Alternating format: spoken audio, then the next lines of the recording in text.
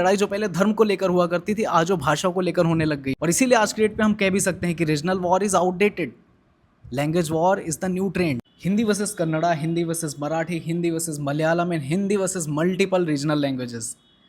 आज ये लड़ाई ना सिर्फ हिंदी तक सीमित रह गई है बल्कि ये अलग अलग स्टेट्स में अलग अलग लैंग्वेजेस को भी कवर करने लग गई है। कोई अगर महाराष्ट्र से है तो वो बेंगलोर में जाके कन्नड़ा बोलेगा, कोई अगर बेंगलोर से कन्नड़ा बोलता है तो महाराष्ट्र में आके मराठी बोलेगा। सो कहीं ना कहीं ये लड़ाई एक दूसरे स्टेट की ना होकर ये लड़ाई आज इंडियंस वर्सेस इंडियंस की हो गई। क्या ये लड़ाई सिर्फ ईगो, सिंपैथी या पेशेंस की है? नहीं, ये लड़ाई है कहीं ना कहीं एम्प्लॉयमेंट की, अपॉर्चुनिटीज़ की।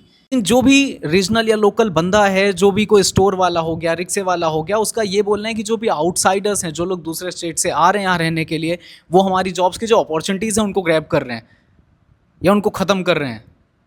तो सबसे बड़ी जो प्रॉब्लम है वो एक्चुअल में अपॉर्चुनिटीज़ है, जो सबसे बड़ी प्रॉब्लम है वो एम्प्लॉयमेंट है।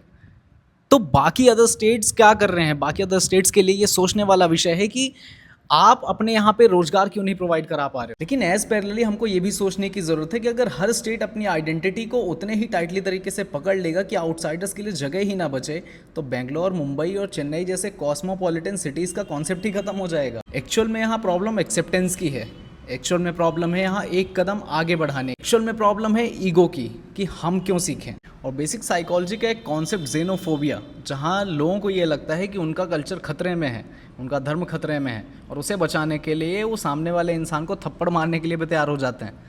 लेकिन इससे हमें बचना होगा।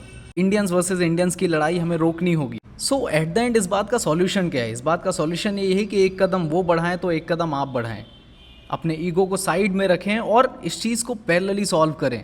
और जिस दिन ये ईगो की लड़ाई ख़त्म हुई, जिस दिन ये एक्सेप्टेंस की लड़ाई ख़त्म हुई, उस दिन वापस से सारा का सारा भारत एक हो जाएगा। And at the same time अगर कोई बंदा दूसरे स्टेट से महाराष्ट्र या बेंगलुरु या फिर आंध्र प्रदेश, तमिलनाडु ऐसे किसी स्टेट में जा रहा है जहाँ पे उनकी रीजनल लैंग्वेजेस भी आपको बोलनी पड़ेंगी, तो आप भी उनका सम्मान करें।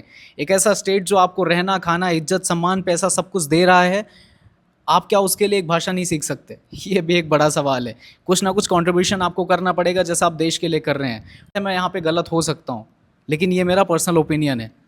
आपके विचार मुझे कमेंट्स में जानने हैं। What you think, let me know in the comment section. जय हिंद।